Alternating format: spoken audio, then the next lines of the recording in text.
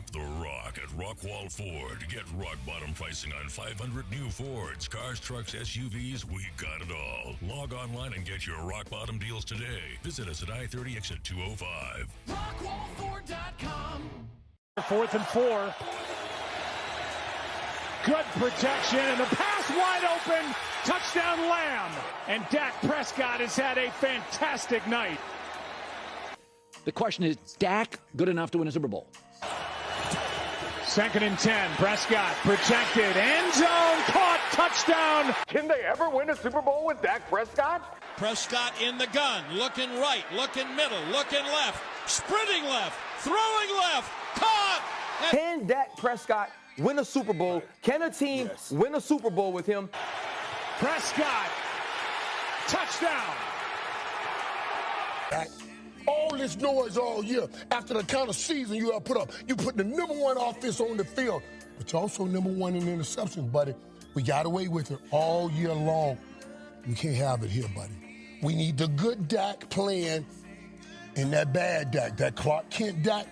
You leave him on the bench, sitting down. But I need Superman in that game. Don't listen to Kurt tell you, don't try to do too much. You do too much. That's what you do. You do too much like you did against the GOAT. Prescott back, deep out to the left. It's intercepted. Dallas has turned it over twice today. Two throws that I can't have. You can't have in the playoffs. You can't have when you're trying to beat a team like that. No excuses for that. Those two are 100% on me. Has to have a touchdown to tie with 3:04 to play. Interception might have been dropped. Oh, that was a pick six. Yeah. I've got to be better. Simple as that. Here you go now. And they got to go 94 yards. 49ers are on their way to Philadelphia. Can they ever win a Super Bowl with Dak Prescott? Can they? Of course they can. Okay. Can a team win a Super Bowl with him? Absolutely, a team can. The question is, Dak good enough to win a Super Bowl? And that's where I'm like, no, I don't think so. We're sick. We're sick. What did you think? Sick. Hello, everyone. Welcome to our little show that we do here on Wednesday nights at Rockwall Ford. I'm Chris Pena. I'm your host, joined by Mr. James Branch and Mr. Zach Walker. Gentlemen, listen, that video said it all right there. I'm sick. As a Cowboy fan, I'm sick about it. I know you guys have to be feeling some way about it. Yeah. And, there's been a lot of talk about, Dak Prescott and his role that he played in that game, and then kind of the future of the Cowboys. Talking about the quarterback position. So, we're going to spend probably about 30 minutes or so talking about Dak and the Cowboys, and then we've got a pretty busy show as far as the finalist for the Rockwall County Game Day Player of the Year will be in here. So the winner will receive the inaugural Jackson Smith and Jigba Award, and we were really recognizing the we wanted to say the best, the most outstanding football player from the 5 schools that we represent, and we wanted to make sure that we went beyond stats, and so we want to see what they're doing off the field, in academically, community service. That's and awesome. So we're going to have them in here tonight, and we're going to interview each one, and just kind of get their thoughts on this award, and just find out a little bit more about them. And I know the voters will watch this and see what's going on. If you don't know the voting process, really quickly before we get into to Dak and how great he is, TCU is going to beat Georgia too. Yeah, I whiffed on that one, but I got Michigan right. So hey, if you just talk, you're 1 for 3 now. I'm 1 for 3. But listen, really quickly on how it's going to vote. We're going to vote on the 30th of this month on a Zoom call. Myself, Jackson Smith, Mike Roach. We got Mr. Mac Diggs, Sam Spiegelman, Morgan Smith out of East Texas, and then let's see, who did I leave out there? Coach Randy Jackson, who's a legendary coach in Texas high school football. He now coaches on the offensive side for a team in Germany, and he took them. I think they won the championship. They scored like the set records for points scored. So those gentlemen will be voting. I will not have a vote, so 6 of them will be voting, and we're going to decide a winner, and we will announce that on February 8th. We'll have a live show here. We'll bring in all the finalists, and we're just going to announce the winner and celebrate everything that these young men have been doing. Is that black tie, business casual? I mean, hors d'oeuvres? Listen, I dream big, so I've got a vision of one day having this formal banquet, big ceremony for sure, with a red carpet and everything bigger like than that. the Heisman, dude. Oh well, it's like the Heisman pre-Johnny Manziel when they actually cared about character. Yes, right, exactly. So, let's jump into it.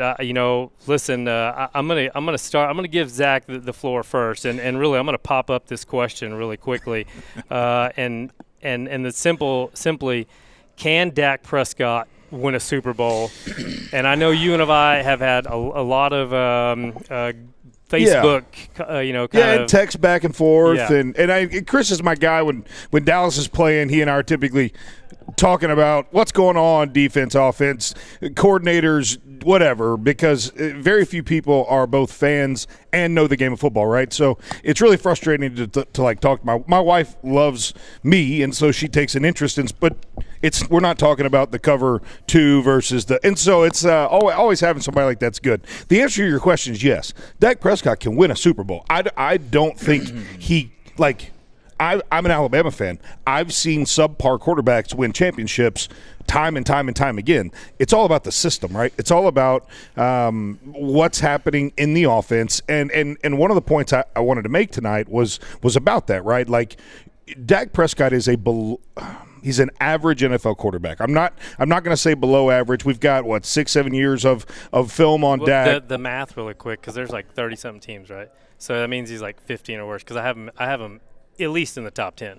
But go ahead. Yeah, and it depends. He's just so inconsistent that 100%. Literally you can rank. Like, I would say it's hard. Like, that hurts his rank a lot. But I think his inconsistency, a lot of that comes from Kellen Moore and what Kellen's trying to do. And I get it. Kellen's looking for a job and he wants to be a head coach and he's got all this stuff he wants to do. And quite frankly, I think Kellen Moore would be one of the best offensive coaches in football with the right quarterback. But Dak Prescott needs to run a specific system that isolates and takes reads, simplifies, makes things easier for him, because like last year against the blitz, he was the best quarterback in the National Football League against the blitz. He threw 24 touchdown passes against 4 interceptions when there was pressure. So like, he obviously has some phenomenal traits. I'm an SEC guy. When we drafted Dak, I was fired up. Like, the dude has an X factor. It's kind of like that Tim Tebow thing, right? Like, Tim was always a great athlete, never a great quarterback, but had this like will to win that just like goes beyond. Right. Dak is a great person, it seems. I've never met the guy. Great person, great competitor. He fires the guys up. I mean, I love Dak. Don't hear me say that. But when you look at what he does on the field, he missed 5 games, led the NFL in interceptions. Like, that's not okay. Right. You will not win a National Football League championship when you lead the league in interceptions. Right. What frustrates me the most, we have a championship caliber defense. That defense was ridiculous. 100%. And you sent me a text. Mm-hmm. Brock Purdy's going to throw an interception. He's young. Our defense is fire. Now, he wasn't as productive, but he protected the ball. Yeah. That's where we lack. Well, we missed our opportunity. Diggs had one. Don't even get me started on Diggs. Yeah. I want Diggs and Zeke gone before next year. No, we can't have Diggs gone. We need that corner. Hey, listen, and you're frustrated with him not breaking up that. Well, that it's hit, everything. He's just last year he all these interceptions and all that, and you immediately saw him shift from I'm playing team defense to I'm playing Diggs defense, and just like that hit on the tight end up the seam, he goes head hunting. Literally, I mean, the ball is right here. All he's got to do is put his hands, and instead he puts his head down and completely whiffs. Yeah, if he'd have hit him, he got a flag. But I mean, just use your hands. I mean, the ball it was all over the place. Just freaking touch the ball and it falls to the ground. So that's not the point. Anyways, Dak Prescott can absolutely win a Super Bowl. I'm not going to say he couldn't because there have been worse quarterbacks to do it. Right. It's got to be boiled down in the system. We have to bring in somebody on offense. Kellen Moore's going to get a head coaching job. He's gone. We know that's probably going to happen. We need to look for someone. I don't know. Is it Kingsbury? Do we bring Kingsbury in because he's not going to go straight back to head coaching? He's going to take an offensive job somewhere. Right. I'm hoping Alabama. I've seen Cliff's name out there, and I'm trying to figure out, like, he didn't do anything at Tech, but that was special, and he got the job, and they started out on fire at Arizona, and then it quickly fizzled out, right? Because, I mean, let's face it, their quarterback, while Murray's amazing and he's one of the best Texas high school football players, to ever play in this state, at the end of the day, his size kind of hurts him, and it's kind of the same thing you're seeing with Lamar, and, it's with these athletic quarterbacks that like to do different things, they just don't last very long. And so I guess maybe Cliff, but anyhow, I get your point to where you're saying, like, hey, we got to change up things, and you're absolutely right. Dak needs pieces around him. Yeah. We need a number 2 receiver, for the love of God. Get that man another receiver. Speaking of Jackson Smith, I mean, let's draft up. Right? Let's go get Jackson Smith. T.Y. Hilton's not your guy. He played a great role, don't get me wrong. I wanted to see Odell Beckham come in. That didn't happen. Right. I don't know if that was a money thing or he wasn't healthy. I think he probably wasn't healthy. Which is fair, right? I mean, fine. But we need a clear cut. I mean, where we're drafting at, we're going to have the opportunity to take a really good DB or a really good receiver, which are our 2 needs, right? Our offensive line, when you really look at it, there's one gap, and he would probably start on most of the other football teams in the National Football League. So we could use an offensive lineman, but our need is we've got Dak at $40 million a year. There's nothing we can do about it. Right. No one's going to take that contract. So all you Cowboys fans out there, just blah, blah, blah, blah, blah, blah, like, you're an idiot. You can't get, like, contractually speaking, the game of football as a business, you will not see Dak not in a Cowboys uniform until the end of this contract. If you want to be mad at somebody, get mad at Jerry, right? And I think if we boil down all these problems, we're going to point right there because he refuses to get out of the way. But, again, nothing we can do about it. The guy owns the team. So if we're looking at this from, okay, Dak's not great, how do we take what we have? Let me address that really quick. Do I think Dak Prescott is great? No. Is he good? Yes. And I'm gonna throw some numbers out here real quick that I got from ProFootball.com. And by no means am I saying Dak is on this guy's level, because I think, and I'm going to talk about Josh Allen, is he? But since 2018, here are the stats for both these quarterbacks. Dak Prescott averages 276 yards, Josh Allen 238. Average sacks taken per game, 2 for both of them. They average 2 a game. Interceptions since 2018, Josh Allen 60, Dak Prescott 48. Playoff wins. This is why there's this, with Josh Allen, he's got 4. He went on that run, that back and forth game with Mahomes. Dak Prescott has 2 wins. These stats, Dak's accuracy over his career. This is how many balls were thrown on target, whether they caught or not, because his career completion is 66. He's on target 77% of the time. Josh Allen 75% of the time, right? Yeah. So when we're stacking up Dak Prescott, and right, you got to look at numbers in situations and games, and different things. But what I'm saying is, would you take Josh Allen over Dak Prescott? Of course you would. I would. All day, every day. Yeah, I would. However. And I put this on Twitter the other day on a response, and there was all sorts of reaction to it. And Mike Roach is one of the voters. He kind of gave me a look like, "Come on, man, you're being a little crazy." But Josh Allen, in 3 years, he's going to hit the 7-year mark. Okay. Yeah. If he does not produce in the next 2 to 3 years, which means he's on the clock, there is no difference between Josh Allen and Dak Prescott, except for physical abilities, which aren't doing anything for him, because he's, you know what I mean, and he's in his rookie deal, right? If Buffalo is going to do anything with Josh Allen, they should be doing it right now because they have the money. Once they give him his contract, and they're going to have to, Diggs is gone, right? Diggs is gone. Like, they're going to start losing pieces just like Dallas did. Sure. There are only, in my mind, 2 quarterbacks that can elevate a team, make people around him better. Tom Brady, right? He didn't need all. He's just give me an offensive line, right, and give me. Wait, what? When are you talking about? Last year? No, I'm talking about Tom Brady across his career. Across his career, right? All right. Like he You're not talking about current. You're talking about think about the wide receivers that he made so much money and famous, right? Yeah, I got you. Mahomes, right? He loses his top receiver. He loses guys.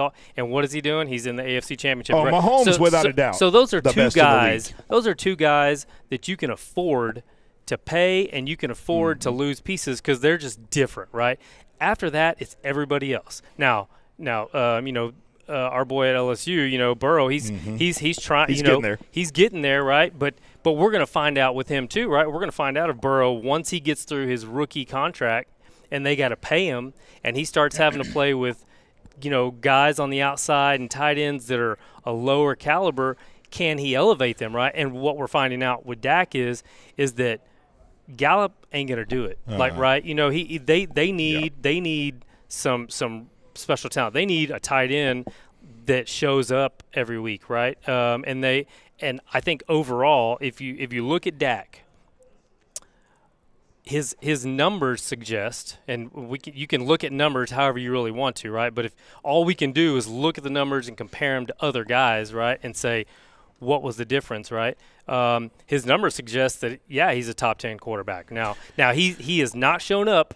He has not shown up for whatever reason in some playoff situations. And so I think the problem with statistics is you can take, especially sports, right? You can take like financial statistics, stuff like that. You stock market, pretty straightforward, up, down, like easy black and white. With sports, especially sport like football, batting average is straightforward, right? And we look at completion percentage the same way. We look at QB rating the same way. It's not. In football, the reality is you can have a 99% completion. You can throw for 5,000 yards a game, and if in the fourth quarter, when it matters, and you're down 2 with 1:20 left, if you throw a pick, you're not as good as the guy who protects the ball. I think Dak Prescott leads in fourth quarter drives.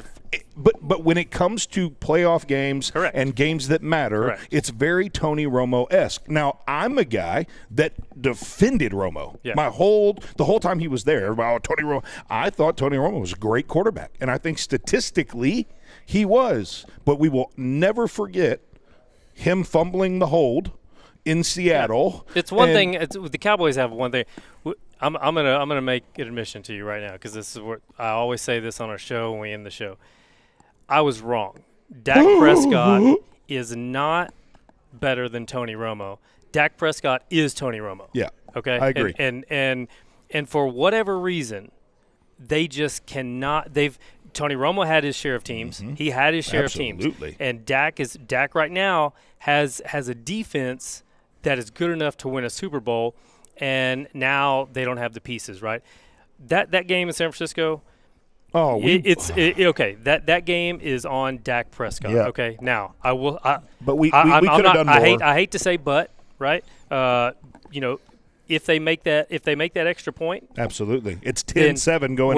Well, not only that, they don't go for it on fourth down. Correct. They kick a field goal, and that first interception, that interception in the red zone never happens, right? So you're talking about 4 points there, right? That happened. I don't think Dak lost that game. By the way, You're never going to catch me. But I've played highly competitive, played in college. Like, one guy can't win or lose a game, period. I don't care if he threw 5 picks. We saw it. Trevor Lawrence threw 4 picks in the first half. Yeah. The team rallied. They played well. So Dak is not winning and losing games on his own. He's just inconsistent. It's just he is not – like I as again, Alabama fan, studied mediocre quarterbacks winning championships, right? Like, look at the McCarron and Greg McElroy and like all these guys that had no NFL career whatsoever, no shot. Greg McElroy was going straight to insurance sales. There was nothing else for him. When you look at the anatomy of a championship team, you have tremendous offensive weapons. Right, so the quarterback you don't have to throw it 40 times a game. You have tremendous 1-2 receivers, and you have tremendous offensive line. You have tremendous defense. We have most of those things. We just lack the offensive weapons. Zeke is no longer a weapon. Right. Pollard going down hurt, but he's also not – I mean, he's not Dalvin Cook. He's not – now, he's a great back, but he's not a feature back. Right. Okay? And so I think ultimately if we can bring – Dak Prescott can win a championship and hopefully will. I'm his biggest fan. Right. But it's got to start with Kellen or whoever takes that role and building a system tailored to Dak Prescott. It's got to be the Dak offense. Yeah. We've got to say, okay, we've sunk $100+ million into this guy. What does he do well? When does he struggle? Get in the film room, figure out the packages and the things that create issues for him, and then make him comfortable. Yeah, you watched that game the other night. I do. So I don't think Dak will win a Super Bowl with the Cowboys. Yeah. I really don't. The Cowboys may not. And here's why I say that, because Jerry doesn't have to win a Super Bowl to make a ton of money. It's not about that for him. No. He's already won money. He's already won a Super Bowl. I don't agree. I don't agree. Now, does Jerry want to win a Super Bowl? Yeah, he does. But does he want to spend the money to go get the players? We're in a salary cap. You know what I mean? Yeah, but really, he can spend more. I know, but he could. But Jerry's making a ton of money without winning a Super Bowl every year. Jerry already did it. See? So is Dak good? Yes. The problem is he's inconsistent. Yeah. And then you combine inconsistency with not having a number 2 receiver, not having a good running back. I'll be honest with you, Zeke is terrible. And I feel bad for Zeke because he wants to stay so bad that he publicly put it out. I'm going to take a pay cut, right? But even at a pay cut, let me go find veteran minimum. Let me go find somebody in the draft. Veteran minimum. Right? I'll pay you the vet minimum, and I'll go get somebody in the draft, and we can trade. Pollard's got some real value right now.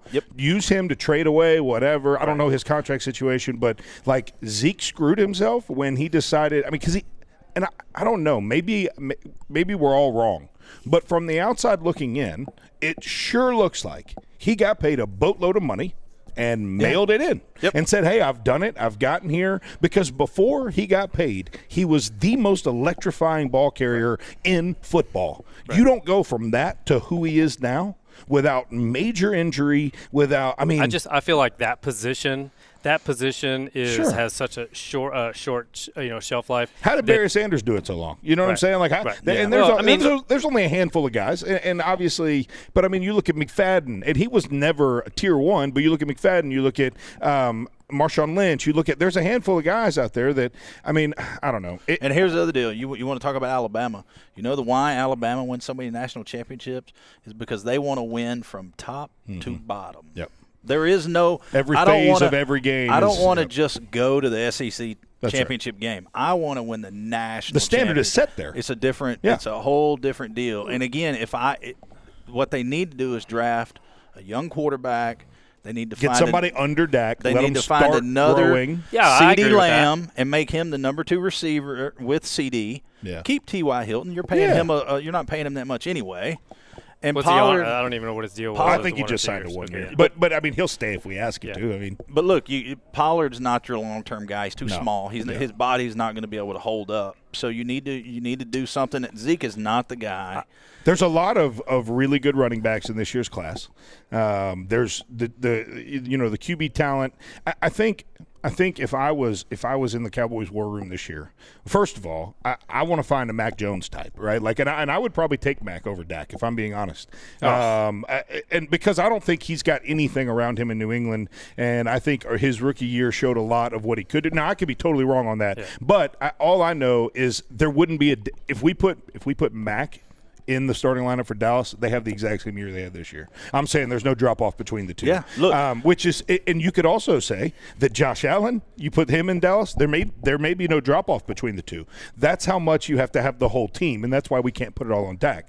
But ultimately, I would be looking at some of your smaller – like – some of these quarterbacks that come out of these Power 5, but not or maybe not non-Power 5 conferences, I would be looking for someone like that is a pocket passer, just a true pocket passer. I don't care. You might have a little bit a Brock Purdy type. I love Brock Purdy. I think he's going to be a long long-term starter in the NFL. I don't. And there's how can you watch what he did this in the last half of the season? Because I saw Dak his rookie year go toe-to-toe with Aaron Rodgers in Green Bay and look fantastic his first year, and here we are 7 years later. I see what you're saying. I see Sean King. He's also got a loaded squad. I see Mark Sanchez. Yeah. I see these guys that right out the gate were just living free. You know what I mean? They were and then they start hearing it, and they start working on things, and they start switching on things, and you get different coordinators in because people leave, right? And you start changing your whole game. Well, what if Brock Purdy wins? Purdy was he was pretty good. What if he wins the Super Bowl? Will you change your mind? If Brock Purdy runs to the Super Bowl this year, will you change your mind about it? You know why? Really? Nick Foles won a Super Bowl. Where's he Nick at? Foles did okay. That's a totally different. Different. Wentz did the meat, but once you get the playoffs, Carson Wentz is an interesting case study in this, right? But once you get into the playoffs, now you got to beat Hall of Fame quarterbacks. Sure, you got to beat the best coaches. So if he does players. all that, you still won't respect him. You won't respect what he's done, or I don't understand how I'll say, let's see what you do next, because there's stuff out there. So why don't you say that to Dak Prescott? What do you mean? You're standing on a soapbox defending a guy who led the league in interceptions, and you're looking at this Brock Purdy who's had – it's okay to give him some respect and say what he's done is incredible and not say, well, we'll see. That's just inconsistent. No. What I'm saying for – that's called being a homer. No. Oh, I'm definitely a homer, but I'll say this. Purdy yes, it's impressive. Like he stood up against Dallas is a top 2, top 3 defense, and he stood up. He managed to get through. Got better as the game went on. He managed to get through it. Now, there is enough evidence to say that this is it, right? Like if he was that good, would he have been the third string starting this year? Like would he like? All of a sudden, because of injury, he's coming up. Not to mention, San Francisco. They just put a bunch of money in Trey Lance. San Francisco's got to make a decision here. Like, what are they going to do? What are they going to do with Lance? And that was kind of where Philly was with Foles and Wentz. Ever ended up being with Foles and Wentz. Starter. Like they were like, well, we got to go back to Wentz here, right? So that leaves Purdy. Where's he going to go? What's he going to do? No matter what. Well, his stock is going up. Through the roof. But you've still got to do it over a period of time, or else you're Nick Foles, you're Sean King, you're Mark Sanchez, right? You've got to. But we're not gonna take the Nick Foles example and say Brock Purdy's going to become that, because Brock Purdy gets to write his own story. So all we can do is say what we've got to judge up to this point. Right. He was a phenomenal college quarterback. He's proved himself to be a pretty freaking good NFL quarterback. Yeah. So if he continues on that path, he's proved it off a very. But the sample size we have is what we have. But my point is if you go look at Dak that first year. But we're not even talking about Dak, though. But I'm talking about your first year, your small sample size, right? Sure. So to the Purdy would you say he's better than most rookie quarterbacks in their you take a guy off the bench and throw him into the starting lineup and have a 7-game run he's had. The dude's playing good. You can't say he's not above average from all the other rookie quarterbacks you've ever seen. I would say I don't know. That's delusional. And I'm going to tell you why. If you look at other rookie quarterbacks that are out there, what's their situation like defensively? Like, do they have Kittle? The defense doesn't. Do they have Debo? Do they have McCaffrey? Why are you a Brock Purdy hater? I don't understand. I'm trying to defend Dak when people are saying. So this is more about Dak than it is about Brock. No, it's about look what he did, look what Purdy did, and Dak can't even do that. I'm not using it in that context. I've already established how I feel about it. Like, I respect Dak, and I think Dak, like I said, he very well could win a national championship. See, I'm so programmed to college football. That's right. But I'm saying Jackson Smith's mom, she chimed in. She can't wait to listen to the nominees tonight. She's jumping on the fly. She's tired of hearing us. No, she was with Jackson and so she's coming home. But anyway, I'm saying evaluating. And I knew that's what because Brock Purdy and Dak have ended up being compared so much this week. Right. That's not this conversation. This is in a vacuum. I'm talking about just Brock Purdy. When you evaluate what he's done, it's impressive. Right. Now, time will tell if he's able to continue down that path. But if he is the quarterback he's shown himself to be, he will be the next big thing in the NFL. No doubt. And so when I evaluate, I don't know. I think that we do need to go out there, get us a quarterback that can come in, a developmental, let's even say we go 7th round, 6th, 7th round, and we pick a developmental guy. Now would be a good time to do that. I'm okay if they went 3rd round, sure, right? Sure. But address they the need needs, the first couple need address to the needs, right. and then let's pick up a developmental guy. Let's see. We could get a Tom Brady. Right, a Brock Purdy, and obviously I think that's a lot of the frustration too with Cowboy fans. Is he's trash. We're talking about Dak. He's trash. He's garbage. I think when we look at the NFL and what's going on, we expect Joe Burrow. We expect Pat Mahomes. Yeah. We expect Josh Allen. Absolutely. Right. And if we don't have that, then we have the worst quarterback in the league. It's nonsense. Well, look, because you're not going to find they're not out there, right? Those are guys that those are generational players, right? And so you got to get lucky. What about a veteran backup? What do you think about that? What do you think about a Derek Carr option? No, I think we should go young, man, and get somebody new. What's going to happen with Derek Carr? That's a weird situation. Yeah, and here's the deal, though. Look, first of all, Dak made some bonehead decisions with those interceptions. Yeah. I mean, but at the end of the day, what separates the good coaches and teams is those coaches build build it around the players, right, and put him in a position to make throws. But Dak just made some crazy throws, man. And he always seems to. I can't defend him on that. but the other thing is it's like he's colorblind. The other thing is well, we're in the fight with him. You know what I mean? Like he gives us a chance to be in the fight. I mean, we're making the playoffs now. Now we want more. We expect more. We're Dallas fans. We expect we're America's team. We own the world. Like what everybody else is beneath us. But at the same time, you want to get rid of him, and he's trash and he's garbage. What are you going to go get? And how do you replace him? And what are you going to feel like if all of a sudden you get rid of him and we don't make the playoffs for 2, 3, 4 years? Or he becomes an MVP somewhere else. Would you rather be in the playoffs and have a quarterback that gives you a fighting chance, even though like there's that chance that he's going to be inconsistent? Or would you be like, I don't know, I'll take what's behind door number 3 over there? I think it's very much Brett Favre syndrome, okay? Yeah. And Brett Favre, I mean, for the casual fan, right, you're looking at this and you're seeing a guy who will go out against Tampa Bay and just absolutely throttle them and put up big numbers, big points, and then the other side of that being so far down the gap, right? Brett Favre was always that gunslinger mentality. He was going to get out there and win it or lose it, and it was going to be spectacular either way, right? Like it was going to be Sports Center on one end or not so top 10 on the other. There was never a mediocre. Right. And I think for the casual fan, you see a Kirk Cousins, and he's just steady, mediocre.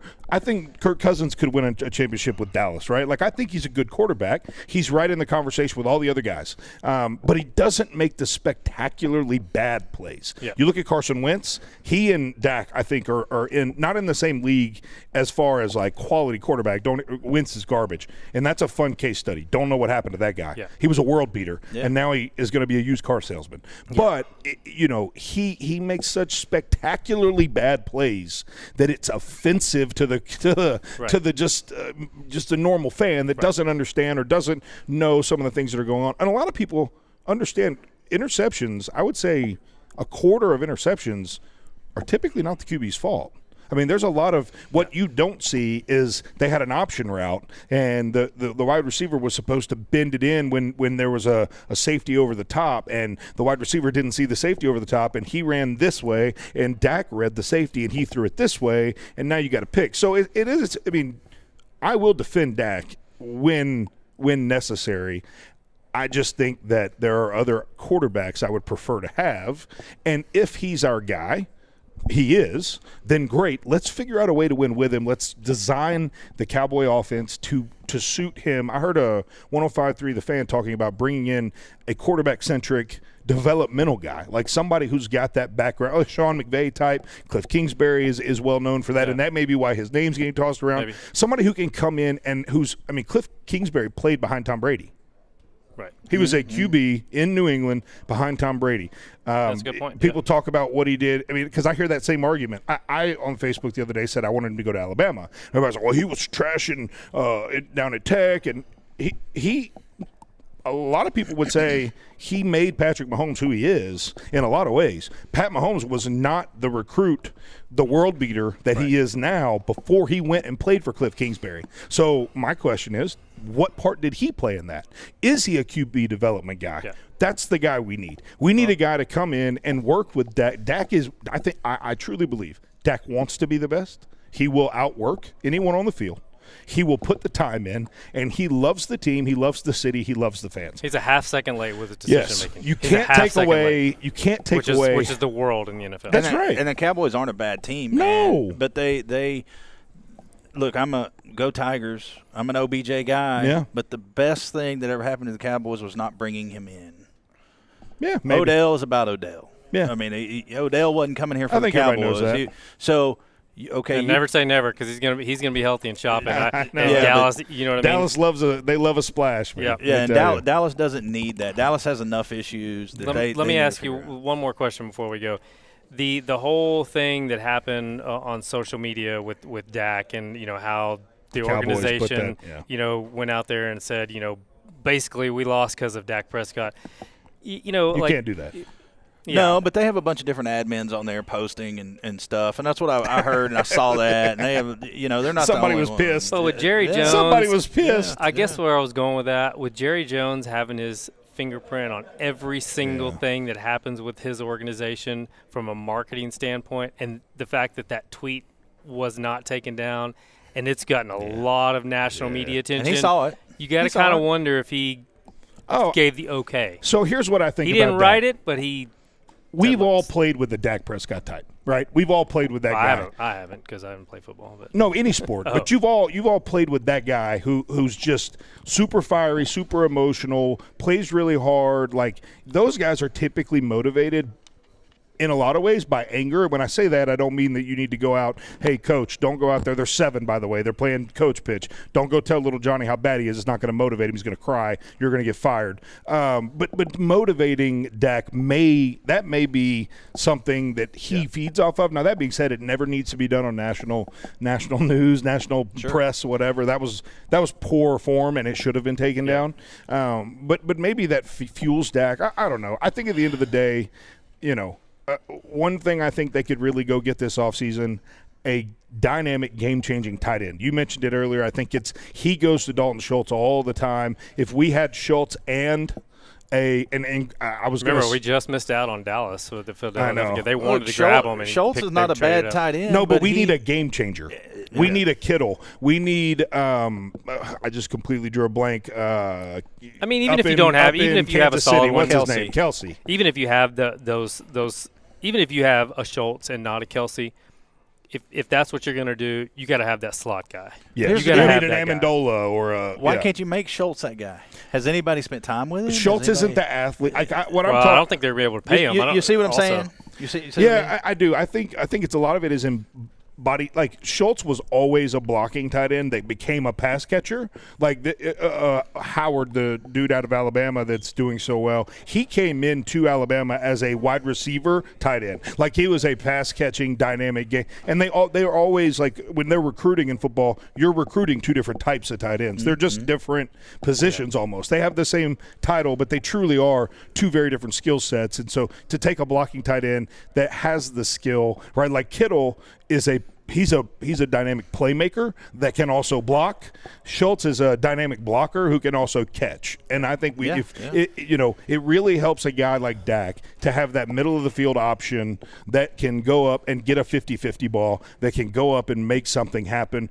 It's not Witten, although he's the best to ever wear a Cowboys uniform at that position, in my opinion. Ooh, man, Novacek was pretty good. Novacek was great. I mean, so we have a history of great tight ends. I think we need to go get one. If you want to keep Pollard and Zeke, fine. That's not going to happen. If you want to, I'm just saying. Yeah. If you want to keep them, fine. If you want to keep Schultz, fine. If you figure out a way to keep Hilton, you add another young receiver like CD in there. Yeah, true number one. Now you got Diggs. I don't like Diggs. I'm not a fan. Diggs is about Diggs. I wish we could get Jamar Chase's twin. If that guy exists, I would like that guy. But, hey, the Buffalo GM or coach was talking today, and they were like, we don't want to be so bad that we're able to get a Jamar Chase. That's fact. And so, you got to figure out, where you're going to get them from, and how you're going to develop them, because that's where, you want the Cowboys to be picking really late. Yeah. If they're picking number 5, well, it was a miserable year. It was a and miserable look, the year. offensive line's not that bad. Nope. I mean, you got to do something with Tyron Smith. You're going to have to figure out if you're going to keep him or pay him or what you're going to do with him. But other than him, your offensive line is not bad. Yeah. No, I think you have what is it, McConnell, is that his name? I mean, he's or McSomething, MC. Yeah.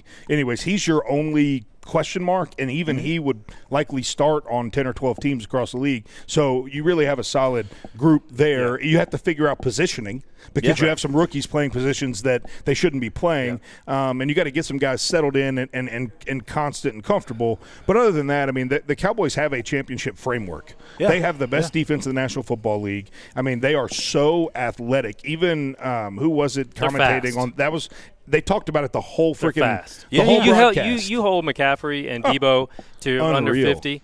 Being able to take Micah Parsons, who is I'm going to say it, the best player in all of the National Football League, bar none, hands down across the board. Micah Parsons is that guy, and he's going to need to be paid like that guy. And I think Jerry will make sure he never leaves here, right? But having the ability to slide him in to the box or down on the line and have him go get 3 or 4 sacks, and then also pull him back to put him in coverage and do what he did against. He was the reason McCaffrey did nothing.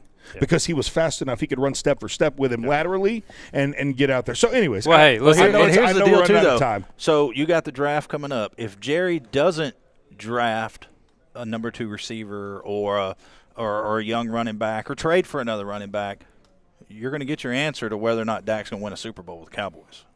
Yeah. No. I mean, because you're this close. You're that close. It's for me. Yeah, obviously we want a Super Bowl. I need some NFC Championship appearances. Yeah, let's get there first. Now, but I guess hey, my message, Cowboy fans, and obviously I'm no expert. It's my opinion. There's only a couple of guys, and Dak's not going to be that guy. He's not going to be Mahomes.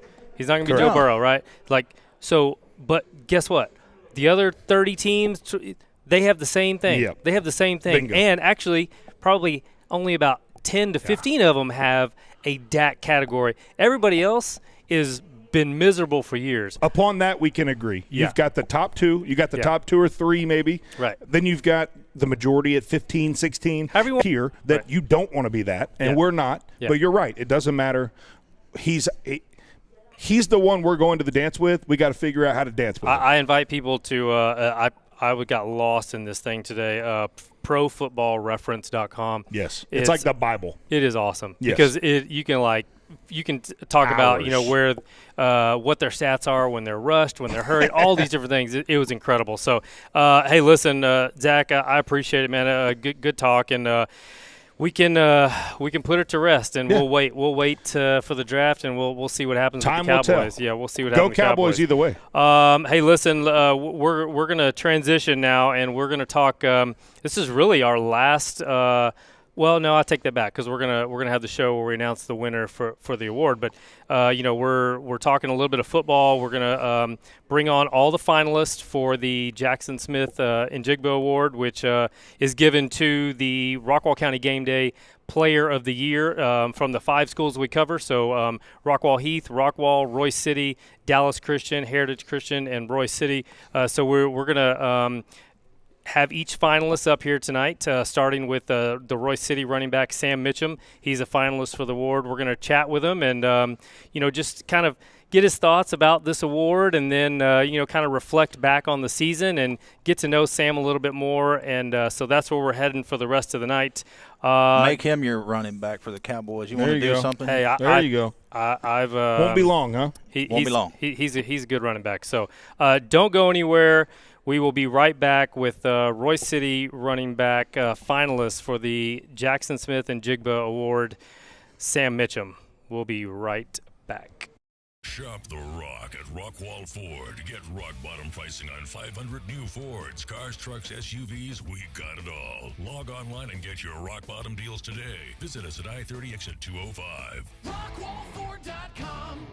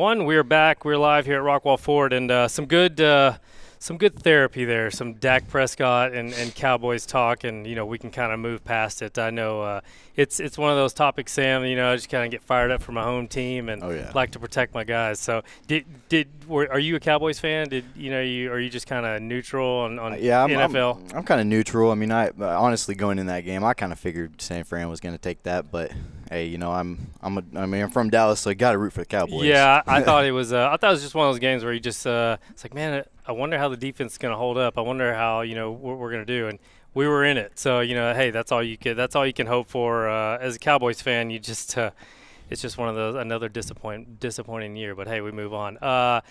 We are joined by Sam Mitchum, the running back for Royce City. who is a finalist for the Jackson Smith and Jigba Award, awarded to the Rockwall County Game Day Player of the Year. Sam, I really appreciate you being here. I wanted to, I'm going to throw up a graphic here with some of Sam's numbers on there. Obviously, just wanted to first of all say congratulations in person. And this is a fun deal for me, and I hopefully the community and the players around here start to look at it and say, man, I hope I can be a finalist one day. I know in talking with Jackson and his mom how excited they are for this and for him to be able to give back, and the whole process has been a learning process for us, but it was really cool, and obviously well deserved to see your name come across. So congratulations. Thank you. Sam, when you look at this season, over 1,700 total yards, over 1,600 yards rushing. The receiving yards are there, 20 touchdowns. Averaging 7.5 a carry. Which is phenomenal. You are the 2022 Region 2 District 10-6A Offensive MVP, voted unanimously. A team captain. You were number 4 in rushing yards for DFW. Just a magical year, an incredible year for not only you but for the team. And I guess I kind of want to start there. Let me ask you about this year, if you can just kind of look back, and you guys are stepping up into 6A. Mm-hmm. Just your thoughts overall on the season. Did it exceed your expectations? Well, I mean, I have to say, we expected to go farther than we did. I mean, any team, going into anything, expects to go farther than 2 rounds. But I mean, it is what it is, and we did the best we could. And I was honestly, before the year started, I was more than excited to go into 6A and prove that Roy City isn't just some chump school, that we have athletes and we have the ability to play football. And it's just, I grew up with a lot of these kids on this team. Including Harper. And I love everybody on that team. That was a special team, and it was just amazing to be a part of, to say the least. Coach, Coach sent in a little, write-up to me, and, he described you as the backbone of the football team. He described you as the DNA, that made up what you guys are, tough, hard-nosed, maximum effort, things like that, a team guy. You taking on a different role as champ left, and you were now thrown into this position to start at the running back position. What was your goal as far as trying to be a leader and show what Roy City football was all about? Well, before the year started, I of course I had heard everything about Champ leaving and filling in those shoes, but honestly, before the season started, that wasn't my goal, was to fill his shoes. I wanted to make my own print. And, I just wanted to do the best I could for the team. I didn't want to make it all about me. I didn't want to make it, filling, like I said, filling champ shoes. I didn't want to do that. I wanted to be my own person and make my own mark on the program and on the season, on the boys. And we really just, we tried our best through everything. So that's what I wanted through everything, and just always put your best effort forth. Through it all, your grades academically, staying focused on that, and it's got to be very challenging, to be able to perform at that level at the highest classification in Texas high school football, and carry a 4.5 GPA. You're ranked in the top 10 in your graduating class.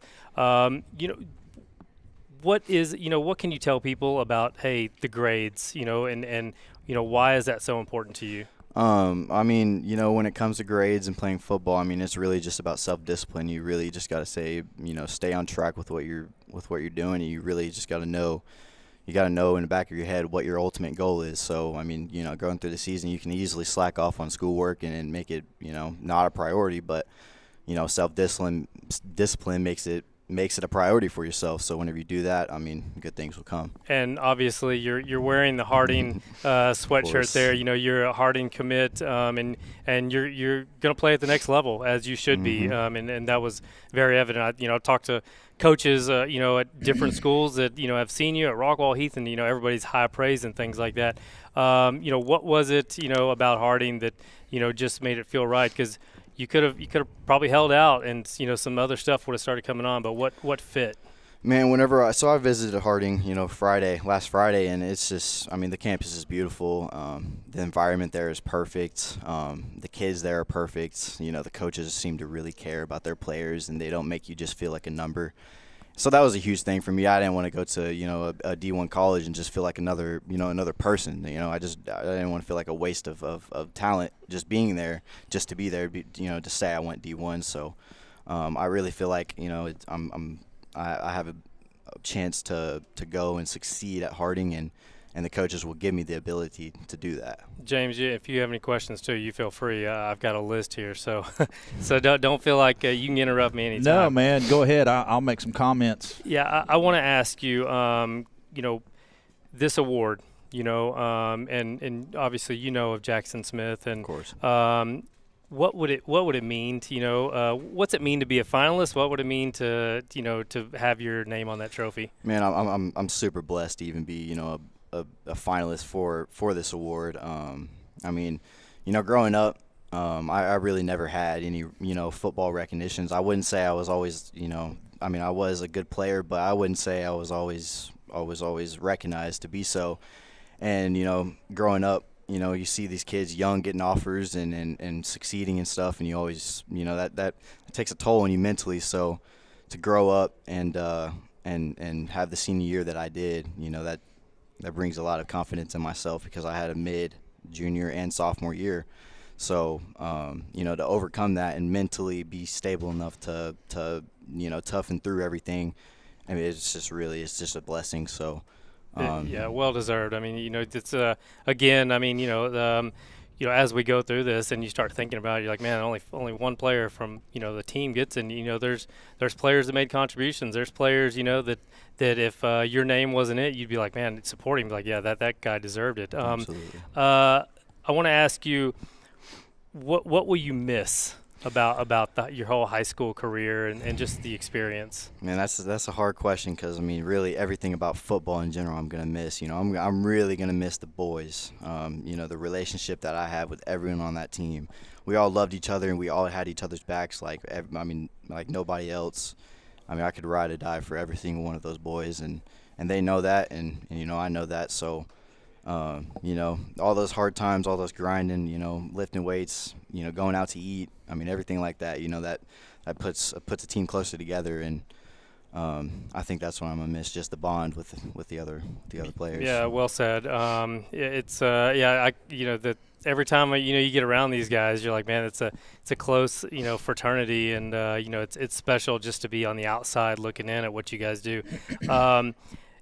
Whether you knew it or not, you left your mark at Royce City, and I kind of came up with this question a while ago, but what do you hope that somebody under you, the younger classmen, learned from you? I really just hope that they learn to always work hard. You may not always get the recognition that you think you deserve or that you think you wanted, but always push through, and it'll come. Yeah. Well said. Yeah. I think lesson for everybody, right? It's just to keep working, and if you're out there, I think if you're out there for the recognition, if you're out there for the wrong reasons, then that's when you just kind of get passed up. I think, because you're not focused on what the things that you should be doing. Okay, we got a couple of questions sent in by Jackson. Okay, best football game you ever played in? So is that my best personal football game, or like overall experience? Well, you tell me. I'll let you pick. Okay. I have two different games in that point then. So my personal best football game, I think, in my high school career was the Colony this year. I had 4 touchdowns, like 265 yards, and I think I had a receiving touchdown for like 40 yards. So I had around 320 total yards, and that was – that was awesome, because everything was just going right that game, and it was great. But I think the best overall game I've ever been a part of was Crandall of last year. That game was, as you know, I mean, a shootout. 64-65. Yeah, that game was insane. And, to be a part of that and watching Jonah, catch that stupid halftime catch, it was just amazing. It's just something that you can't relive. So yeah, those are just special. And you know what's special, too, about that game is all of our kids, I'd say, I don't know what, maybe half, maybe a quarter, all of those kids on both Crandall and Royce City played against each other all the way through Little League. Oh, yeah. And so to finally meet up. Yeah, so on it that. was an epic – it was made to be an epic battle, and it was. Yeah. On that, I mean, I went to that field, and I've never won on that field. I played there all through Pee Wee, about 12 years of football. I never won on that field, so that was my goal. That game was to win on that field. Awesome. It was special to have you and Kieran, and I remember Kieran came up to me and goes, I finally won. Absolutely, yeah. We finally. Us both. After all those years. Yeah. So that was cool. Yeah. I've seen some special football games, and, that when you get in those shootouts and just everything's just kind of going 1,000 miles an hour, and you're just like, man, I hope I'm standing at the end. But, hey, win or lose, right? I mean, if you you probably would look back if you'd have lost by one, you could probably still say, man, that was one of the greatest things I've been a part of. So, favorite home cooked meal? Do you have a favorite home cooked meal? Oh yeah, definitely. So my mom is a really good cook. She cooks for us often, and she makes this like kind of garlic chicken with mushrooms on it, and she makes it with peas and mashed potatoes. And the show's at nighttime. If she ever wants to bring us dinner on a Wednesday, that's right. Yeah, that dinner, nothing tops that dinner. I'll take that dinner over any sort of fast food or restaurants or anything, any day of the week. She's gonna have to make sure that she freezes some and sends you that every once in a while. Yeah, it's amazing. Yeah, and then the last one. Netflix. Do you get into Netflix? Do you have any series that you liked that you've watched? Oh yeah, I've watched several series on Netflix. I would say the series that I last watched was The Ranch. The Ranch. Yeah, The Ranch. I've rewatched that actually multiple times because I just love it. I was gonna say it's okay to say Wednesday because it was a great show. I mean, I'm not gonna lie, it was a good little show. So yeah, hey. Good stuff. I mean, congratulations on everything that you've accomplished off the field. I'm really happy that you found a home. You're going to be able to, keep playing the sport that you love at the next level. And, I can't wait to follow you. I can't wait to see what happens. We vote for this award on January 30th. It's going to be really exciting. On February 8th, we'll come back here. We'll all meet and the coaches and, either Jackson or his family, they're going to be here. We've got a really cool kind of gift package, to give all the finalists, so that's going to be awesome. And I think the whole experience just going to be really fun. I'm glad you're one of the guys that's going to be part of it. Absolutely. I'm like I said, I'm super excited for this. I mean, this is a blessing. Yeah. So, man, I just want you to know how proud I am of you. Thank you. Being able to watch you, being able to coach you and the boys back all the way. I think I came in when you were 5th, 6th grade, something like that. Me and your dad and John and Matt and those guys, Don, and watching. And he's always been a hard-nosed headbanger, not flashy. Never, just get out there, do what you're told, run the ball, bang on those boys down there. So he's never been one of those kinds of guys that was loud and out there. He just went out there and went to work. Yeah. I mean, lunchbox every day, go to work. And so, man, it's been a privilege to watch you, grow up and kind of go through. And I remember this season because last year wasn't that great. You got the ball only to go and bang up the middle. Right. That sucks. Right. You know what I mean? But I remember this year before the season started, and I asked you if you were ready, and you said, oh, yeah. This is it. I remember going out to a summer workout with Shep, and y'all were working out, and I think I released it, but there was a catch that you had, on a DB that was I think he was getting recruited, but but I knew then, and I was like, man, he's putting in work. He looks good. He looks fast. He looks ready to go. And it was so much fun watching you do your thing and just the entire team. Yeah. It was special to watch, and it was good for it was good for Royce City, yes, but it was really good for the entire all the schools around here, because it made what was the powerhouses of the district, Rockwall and Heath. They're like, they got athletes. They Some can play. competition, They can play. Yeah, you know, look, and this was the first real year that our boys all started having that time together to come together and play varsity football together. So we kind of had the perfect storm come together. We knew what we had, and if we were going to stay in 5A, it's on. Oh, absolutely. I mean, we knew where we were at, but to be able to have the season you did and the Bulldogs had in the very first year moving up to 6A, I mean, you set the tone. The boys set the tone, and so, man, I'm just proud of you, man. Thank you. I really am. Thank I you. really am. I know your parents are. I know your dad's watching, and dude, it's been a real privilege to watch you play football. Man, does it all: community service, academics. Absolutely, gives back, and and he finds time to be a outstanding athlete on the field. So congratulations. Hey, we'll see you back here again in a couple weeks, and good luck to you. Okay. Thank you. Thank you. All right, we're gonna let Sam go. We're gonna come back, and we will have Mr. Britton Snyder on with us. He is the nominee from the Heath Hawks. So we'll catch up with him and get me some water. Yeah, we'll be right back.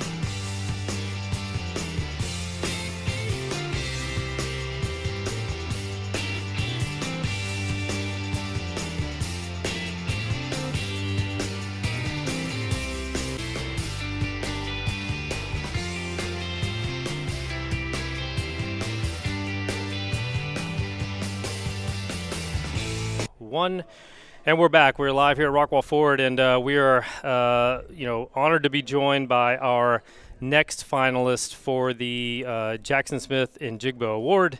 Of course, that will be given to the Rockwall County Game Day Player of the Year, Mr. Britton Snyder. Britton, thank you so much for joining. Yes, congratulations. How you doing? I'm good. Yes, sir. Thank you. So let's kind of jump into it. I'm going to throw up a graphic, that you have on there. So, some interesting stuff. You're one of 5 running backs in the history of Heath to rush over for 1,000 yards.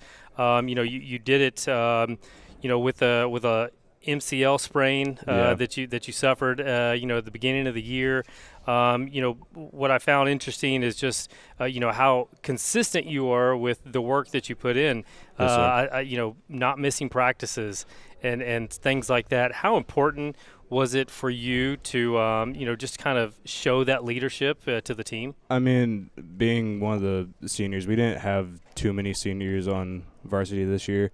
A lot of them, we had a lot of juniors too. So being the senior, I had to be there because, especially with all the young running backs we had, I had to show them this is what we do. You have to come to work every day to get the success you want.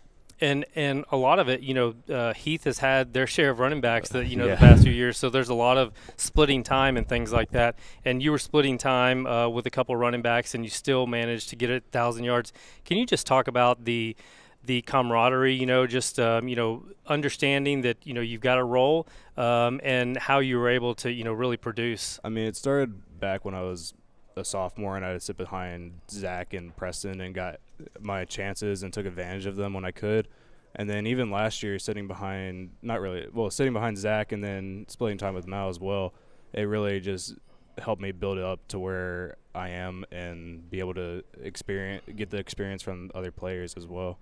The work that goes into it on the field, and yet you're still able to maintain a 4.6, a 4.8 GPA. You're ranked in the top 8 to 13% of your class. That discipline that it takes to maintain those grades and be a productive player on the field. Where does that come from? Why academics so important? I mean, it was instilled in me since I was young. Will's going to be on here later. I went to HCA when I was little, and it's real big academics there, even in football. So it's always been drilled in my head, like, you have to play. To play, you have to make good grades. And, I mean, as far as I've been able to keep A's, B's all throughout high school, it's just been an important part to me because without good grades, you never know when football is going to be done. So 100%. I know, one of the biggest honors that, can be given to you is team captain. Yes, sir. What did that mean to you to find, when you were going to be a captain? It was really cool because, I mean, up until this point, I never really had a leadership role on the team. I still kind of sat behind because I had Zach and Josh and all the other seniors in front of me. So I kind of felt out of place for me to be able to go lead with them there. But since they were gone, I knew I had to step up, and it felt good to be able to get recognized with the team captain. And not only that, first team all district, you get recognized for the work you put in. Yes, sir. Dave Campbell's Scholar Athlete of the Week. You're multiple weeks player of the game, through the Heath coaches and things like that. Yes, sir. I want to ask you just a few things about this past year. What will you miss the most about, your high school career? Ever since I was a freshman, being a team was really nice. All my friends are from football. I don't really have friends outside of football, so always being able to fall back onto that will always be nice. And looking at this year, what are you most proud of? I would have to say getting to 1,000 yards. It felt really good. I was so close last year, but wasn't able to get there. But this year it was nice to finally be able to break through. You guys, the team, it was just a different year because of all the the players that moved on, and so you were really trying to figure out who you guys were. But what was your role in kind of saying, hey, we can do this? We're a team full of players. How are we going to move forward? I mean, no matter what, we struggled finding our identity at first, but we knew since the whole time I've been at Heath, we've been a run-the-ball team. So I knew me, Mal, Dav, we all had to step up and be able to run the ball because we didn't have the receivers we had in the past. Yeah, and run the ball, y'all ran it well. Yes, sir. Y'all did really well. And you're right. I mean, the talent of running backs that you guys have had, and being able to gain those yards. I mean, that's a heck of accomplishment. Whether you knew it or not, you were leaving an impression, a fingerprint, on this team and on the underclassmen, right? The Yes, guys sir. that are coming up. What do you think, you left behind, or what do you hope that you had left behind? I've always been kind of, even when I was younger, they'd use me as the example of hard work, and I hope that's what people can come back and look at me as and say, this kid worked hard and he's what I want to work like. Yeah, that was, that's what's sent to me, right? It's it's just one of those players that is like, hey, look what he's doing, right? Look things like that. And I want to ask you one question before I get to some questions from Jackson. First of all, obviously, I'm happy to see your name come across, Yes, for sir. this award. But what does it mean to you to be a finalist, and what would it mean to win something like this? Obviously Jackson giving back to the community. Yeah, I think it would be really cool, especially from like where I've came from, transferring into Heath my freshman year, then working my way up to varsity as a sophomore, and then waiting my time for the last couple of years, and then eventually be able to my senior year to go out there and prove what I've been able to do the whole time. It would be a really big honor because of all the trials and tribulation I've been through. 100%. And I think as this award grows and as we as the years move on, it's going to be one of those things where, man, I hope I'm a finalist, yes, because it's going to be I know it's a big deal to you, and I know it's a big deal to me, but for a lot of people around the community, they're just really not sure yet. They're not what it is, but eventually it's going to be like, man, I was a finalist for that. It's always been like you check the game after Twitter to see if Rockwall County Game Day posted you. So it's like it's going to become one of those type of things, I feel. Yeah, it's going to be really cool if I'm the first name on there. Yeah, no doubt. And I think February 8th is when we'll come back here and we'll figure out. And I think that's going to be a really special night. It's going to be a fun night, and it's just another opportunity to celebrate, everything that you've accomplished and being named a finalist. Okay, couple of questions in from Jackson. So, best football game you ever played in? Well, I'll tell you this, because he just said played. So it can be your best performance, and you can give me the one that was the best one you've ever been a part of. Best one I've ever been a part of was I-30 Classic last year. There's no doubt. It's probably one of the – and I even had a chance to get in on it. I had 150 yards and a touchdown, I think. Yeah. So that was obviously really fun. It was really high pressure. But my favorite game that I've played personally has to be North Forney this year. Being able to go – you're all over the place. Be able to go 20 carries, 220 yards, 2 touchdowns. It felt really nice. Just rewinding to that I-30 Classic, if people don't know, it was triple overtime. It was the Hail Mary. Mm-hmm. Everybody talks about, well, there wasn't any defense, and it was just fitting for a defensive play to end the game, off Lane's interception. It was so fun. But, looking back on that, I'm sure you stored those memories so you can tell stories. Yeah, I have. Okay. Favorite home-cooked meal? My mom makes, like, this Mexican kind of chicken casserole kind of thing. It's called King Ranch chicken. It's really good. It's really nice, like especially like right now it's cold outside. It'd be nice to have. It's cold. I haven't eaten dinner. I'm just saying. So like I'm up here on Wednesday nights. If Mom ever wants to help me out, I'll be here. Netflix. Do you watch Netflix? Do you have a favorite series? If not Netflix, do you have a favorite show that you like to go to? I really don't watch TV that much. To be there honest. You go. I mean, you carry a 4.6, 4.8 GPA, and you play football. So I mean, it's not really why. It's just I can't stick with shows. I don't know. I can't either. My wife gets so mad at me because I start shows and I get into it, and we have this date night where every night we're gonna watch, and then I was like, nah, go ahead, and she gets really frustrated with me. So I get it. What about a video game? You a gamer? Oh yeah, I play video games all the time. What's your game on? I've been playing a lot of NBA 2K right now. Okay, all right, yeah. The NBA games, they were hard for me to get into, but I love Madden. I love playing. I play a lot of Madden too. Yeah, a lot of Madden. So.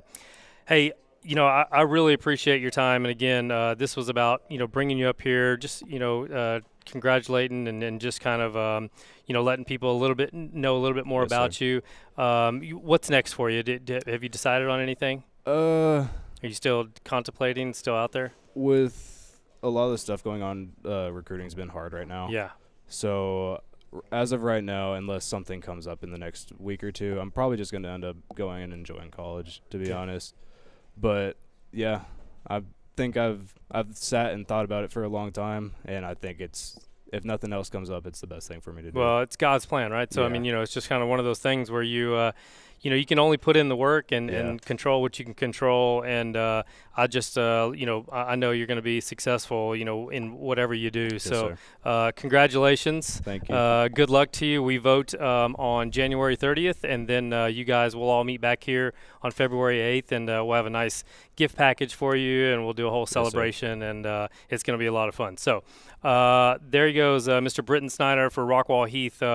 he does it in the classroom, outside the classroom, on the football field, and he's just an example. And he's really one of those young men that make this community so great. So again, congratulations, and we look forward to seeing what's next for you. Yes, Okay, we are going to take a quick break. When we come back, we have let's see. It was Mr. Lake Bennett. He's next. So we're going to bring Rockwall quarterback Lake Bennett on. Don't go anywhere. Shop the Rock at Rockwall Ford. Get rock bottom pricing on 500 new Fords, cars, trucks, SUVs. We got it all. Log online and get your rock bottom deals today. Visit us at I-30 exit 205. Rockwallford.com.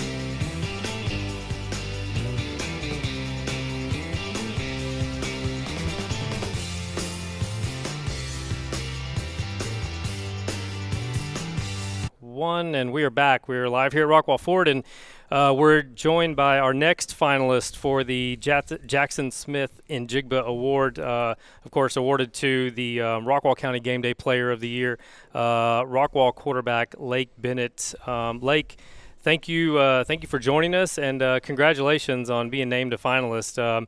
There's some little cool history, a little fact in there that I'll talk about here in a moment, but congratulations. Thanks for being here.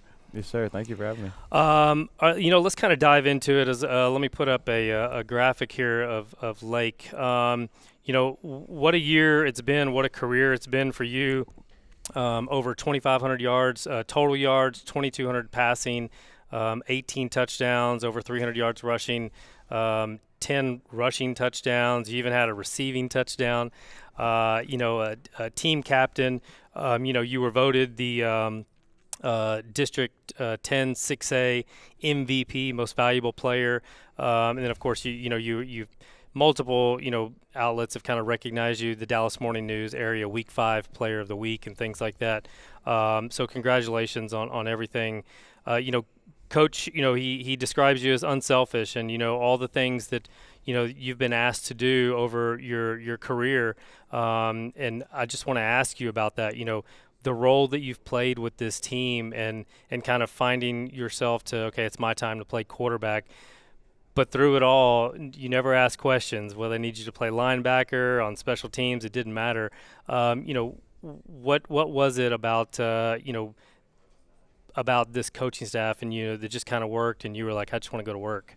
Well, I think that me and this coaching staff would go way back in a sense, because most of these guys were with my dad at Mesquite Horn, and I just trusted him a lot. And me and Coach Brooks, when I was little, we used to throw the football on the field after the games, and I have a lot of trust in him, and he's like a family member to me. And so when he said I needed to play linebacker, I figured it could only help me on the field, and it might give me some knowledge when I'm the guy. And so when I finally got to be the guy, it was just I'm ready for it. He talks about you working in the weight room and on the field just like you do in the classroom. Where does that drive come from? A lot of times nobody's looking, right? And it's just you saying, hey, I got to put in the work. Where does that come from? To be honest, I don't know. I love the weight room though, but I just like feeling strong, and like I said, it can only help me. So why not do it? Yeah, and I think a question that I had was, whether you knew it or not, you were kind of leaving your fingerprint on the rock wall and the program, and there's guys under you that were looking up. What do you hope that they took from you? As the work that you put in. I just hope that they saw that it does take hard work, and I think that the two guys we have coming up are great candidates to be the starting quarterback, and I have faith in them. But I just want them to play hard and don't be afraid to run the ball. Yeah, don't be afraid to run. Yeah, you were I forgot what call it was, and but there was always a call, and it was like it was lake time, and once you got close to the goal line, and heavy. I forget heavy. I think it's right here. Yeah, I'm not sure. But when we first started Rockwall County Game Day, it was like, oh, he's coming in, and you don't want to be the guy in front of him. I mean, especially lifting, the 350 pounds, a press and 500 squat. Like you don't want to mess with the guy coming through there. This year, kind of looking back, so the fourth play of the game in the first, the first quarter, right? I mean, it had to be, and you get injured, right? But Coach talked about you still continuing to come in every day and prep. But even though you knew you weren't going to be playing, why was it important to you to just keep going, even though, you could have probably relaxed a little bit? I just knew that, when I came back, it was going to be time for me to take the reins and get going again. And when I come back, I can't miss a beat, it's like I've been playing quarterback the whole time, and I just thought that was important. And even with that work, you're doing it in the classroom, multi-sport. So I'll ask you, I've seen you hit golf balls on the range, and I know you're out there with the golf team. What do you think golf and just doing other things, how has that helped you in football and off the field stuff? Well, I think everything kind of ties together mentally. I think all sports can help you with your mental game, and I think golf is big because, it's just you, but when you're playing football, you got a team around you, and that helps a lot, certainly. So I think the mental game is the biggest part of playing multiple sports. I was always impressed when I watched you having success on the field because, and Coach mentioned it, you were just humble about it, and you weren't above anything else. You were just trying to contribute, and that kind of goes into, hey, whatever you need me to do, Coach, I'll do it. How important is it to have a team full of those guys that are just humble and that just say, hey, whatever we need to do to win? I think it's very important. We had 2 running backs this year, and both of them are really good, and both of them wanted to play. But, they traded off, and they both did really well, and they didn't really complain all that much, and I thought that was really great. So I don't think it can hurt you, and I think it's great for the team. A fun fact here about, we're talking about Lake being a finalist for the Jackson Smith and Jigbo Award. When you were 14 as a freshman, you actually completed a pass in the state semifinals against Duncanville to Jackson. Do you remember it? Is it one of those things? It's like, he's going to be drafted. And I threw a pass to that guy. Oh my gosh, I think about it all the time. I tell my friends, when he gets drafted, I'm pulling up the video of me throwing to him. Oh, 100%. And it was actually funny because he was supposed to run a corner and he didn't. He ran a curl, and I know that he knew what he was doing, and I just threw it to him. I was like, "You take the wheel, man. You got it." Yeah, obviously a special wide receiver, but just it had to be just an unbelievable moment for you. And now fast forward, right? It's like, wow, that was a special moment that I'll hold on to. So fun. Excuse me. Get some water. I keep losing my voice here. Yeah. Sorry about that. What will you miss the most about your high school career and being around the program? Well, I've already missed since football's been over. I've already missed all the guys. That's a big part. I made a lot of friends, and a lot of those guys that I won't talk to very much anymore, and that sucks. But and same thing for the coaches. Hopefully, I can keep a good relationship with them, and I think I will through my dad and just through the bond that we've made. But I'd miss all the people around it. And it kind of, what are you most proud of? Through the years, about yourself. Maybe that something you didn't realize you had in you, and what are you most proud of? Probably, being behind Braden Locke. It's a hard person to be behind. Obviously, he's a really good quarterback, and I'm just kind of proud of the way I handled it, playing linebacker and not getting to be the quarterback. I think I handled it well, and when it was my time, I think I did an exceptionally well job. So 100% you did. I mean, District 10 6A MVP. That's pretty good. I mean, especially it was really cool to see, and it was fitting to end your career that way, especially being a guy that's unselfish and just a team guy, and so it was couldn't have happened to a better person. I want to ask you about what it means to be a finalist for this award, and how cool it would be to be the winner of this award.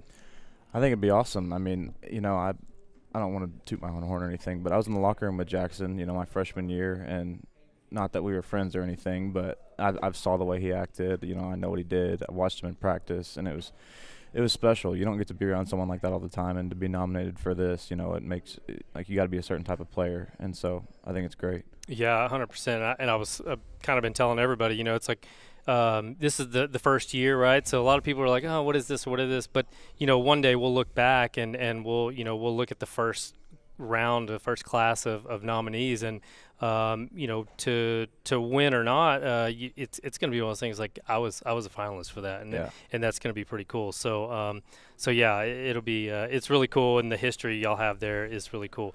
Okay, let me ask you a few questions that Jackson sent in. He said best football game you ever played, but I've been given the opportunity to say that you ever played and you ever played in. So, what was the best football game you ever played in? I think I know, but what was the best one? I think it's got to be either the Duncanville game or it's the Heath game this year. The Heath game this year just being I had so many stats, and we beat Heath, and that was a great moment, and all the people that were there. But and the best one you ever played in? Didn't know stats alone. Probably Duncanville. Really? Yeah, I was gonna say what would you I was say? gonna say the I-30 Classic game last year. Yeah, that was pretty special. That was I think that one is definitely in a class of its own too. I had my mind's on quarterback, not linebacker, but I had I think I had like a 15-16 tackle game, so that was pretty special. And then that overtime, man, that was something. That was it was. One of the it'll have to go down as one of the greatest football games ever played in Texas. I mean, high school, and obviously you can look at state championship, North Shore and Duncanville and things like that. Yeah. But that was a special one. Favorite home cooked meal? Probably when my dad does brisket or something like that on the smoker. That's all. Anything on the smoker, probably. Yeah, no, you can't go wrong with some barbecue and some brisket. So, and again, I'll throw out we're always hungry here, and we don't get to eat dinner on Wednesday nights. So, I mean, if there's any extra brisket, let your dad know. We'll take some. Yeah. And then lastly, with all you do, do you have time? Do you have a Netflix series that you watch or a show that you watch? So most people might think this is weird, but I'm more of an anime guy. Okay. All right. But I did watch the Jeffrey Dahmer series on Netflix. A little creepy, but you know, it was good. Yeah, a little creepy, but I mean, hey, that's one of those things that happen, and it was a good show. I'm not gonna lie, it was a good show. Did a good job. So okay, all right, we'll go with Jeffrey Dahmer on Netflix. Do you game? Are you a gamer? I do a little bit. I actually got the Madden 23 not too long ago, so I played a little bit of Madden. Yeah, I always get the Maddens, but when they're late, right? It's like when they're on sale, because it's about time that 24 is about ready to come out, because it's like that's the time that I'll spend the money on it. But best way to do it. Lake, man, congratulations, on being named a finalist, but more importantly on everything that you've accomplished, and just you as a person and a member of this community. I mean, we're all better for having you here, and wish you what's next. I know you're where are you headed, or where are you thinking about going? Are you still out there fishing? I'm still fishing right now, but I'm trying to work on either a preferred walk-on with Nebraska, or I might play golf in college. So we'll see. We need to get out and play golf. I'll ask Coach Watkins. Like, let me join. I did that with Heath last year. They invited me out, and I played with them and got to school some of the young bucks and show them what it's about. So, I look forward to it. When do you guys play again for golf? We go to Waco the 10th and 11th. So that'll be our first tournament back this spring. Okay, 10th and 11th in Waco. Are you? Yeah. Well, good luck to you. Good luck to the team. Again, congratulations on everything. And again, we vote on January 30th, and then we'll all meet back here on February 8th, and we'll have a cool prize package, and we'll do a whole celebration for you guys, and then announce the winner. And obviously a worthy candidate is Lake Bennett for this award. So good luck to you. We'll talk again soon, okay? Yes, sir. All right. Thank you. We are going to take a break. When we come back, Heritage Christian Academy, we have Will Constable coming up with us. Don't go anywhere. Shop the Rock at Rockwall Ford. Get rock bottom pricing on 500 new Fords, cars, trucks, SUVs. We got it all. Log online and get your rock bottom deals today. Visit us at I-30 exit 205. Rockwallford.com.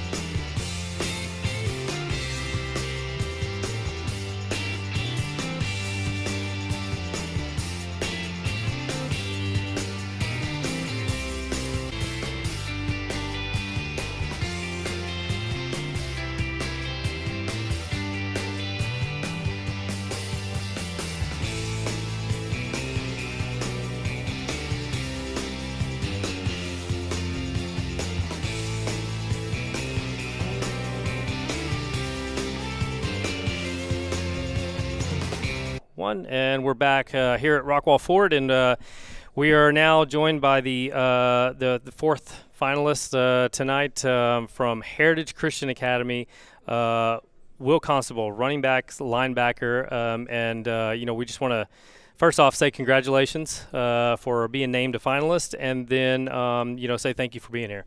Thank you. I kind of want to jump into this. Obviously, at Heritage Christian Academy, we play six-man football, which is a little different. And let me pop up a little graphic here for Will here. 12 over 1,200 yards rushing, 108 carries. That averages over 12 yards per carry, 27 touchdowns, and on the other side of it, 6 fumble recoveries, 4 sacks. Of course, all district running back and linebacker, which leads to all state running back and linebacker, and then you being a part of the 2022 Texas Private All-Star team, the North team. And for those that don't know, they select 24 players for the North team and 24 for the South team. Heritage Christian Academy had 4? Yes, 4 players on that team, which kind of speaks to the program and the year that they had. So congratulations on all that. What it's worth noting as well, looking at these stats, in six-man football, they have a mercy rule. And that means that if you're up by 45 points at the half or any point after the half, the game is over. So 6 out of 10 games for Heritage Christian Academy, they ended because of the mercy rule, and for the good guys, right? They were putting it on some people. So these stats, if you could play four quarters, you can only imagine if you're looking at this graphic what stats would be. Again, congratulations on that. Will, a 2-time TAPS academic All-State selection. You're active in the Mission HCA and contributing member of the Feed My Starving Children here in Rockwall. The 2022 HCA team MVP, all that stuff that you do. First off, where do you find the time? What kind of motivates you to kind of excel in all these different activities? My parents always, do everything to the best of your ability. Mom and Dad are here. Hi, how you doing? And my coaches too. They always said, do everything for God. Do do everything the best you can, whether it's football, schoolwork, or just life in general. The looking back on this season, right, especially the year before, and then coming in this year, the dramatic turnaround. Can you just kind of reflect and talk about, how fun it was, just how special it was, being your senior year? It was a blast. We wanted to go all the way, but we really worked hard throughout the off season, over the summer especially, and ever since that first win for our first game, we were so pumped up, and it was a great season. A lot of support, and you could feel the energy out. Being honest, I haven't gone out to a lot of games prior to this year, but the energy that was there, and obviously they were feeding off what you guys were doing. I think one of the highest honors you can get is being named team captain. Can you talk about that honor and just what it was like to be to hear your name as a team captain? Yeah, it's you really got to step up for that leadership role and be an example for all the younger guys. Show them work hard and be an example in class and on the team, and do it for the team. Coach says that you're the rubber to our ship, and he says that he doesn't see any moment that's too big and no duty that's too small. Is that something that when you're looked at like that, is that you were obligated to do as a leader, as a team captain, or is that just something that you were just taking pride in yourself?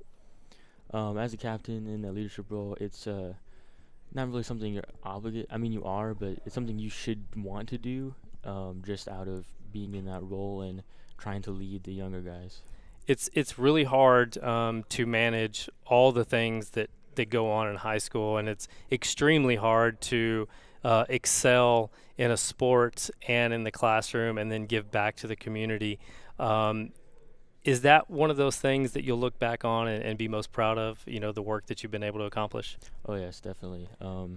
Requires a lot of time management, and I need help on that, by the way. So if you can, if we can talk about that later, you can help me on. But go ahead. It is exhausting too. I'm not gonna lie, but it's really rewarding at the end of the day.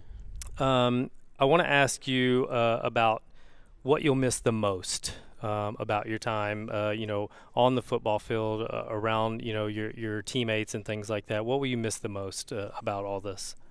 Probably all the fun moments with the guys, whether it's in, having fun on the field, practicing, or having fun in the weight room, working hard, and just all the fun, funny random moments that you have with all your friends on the team. Yeah, absolutely. I mean, those are it's about the journey, you know what I mean, and remembering those times that you spent, because that's as you move on, you'll look back on those things, and of course, it's Heritage Christian's it's a unique thing too, because of the faith and and believing in God and putting a lot of that in front of everything else, and so just that being said, and you kind of mentioned it earlier, but what part does that play in for you and for the team, and things like that?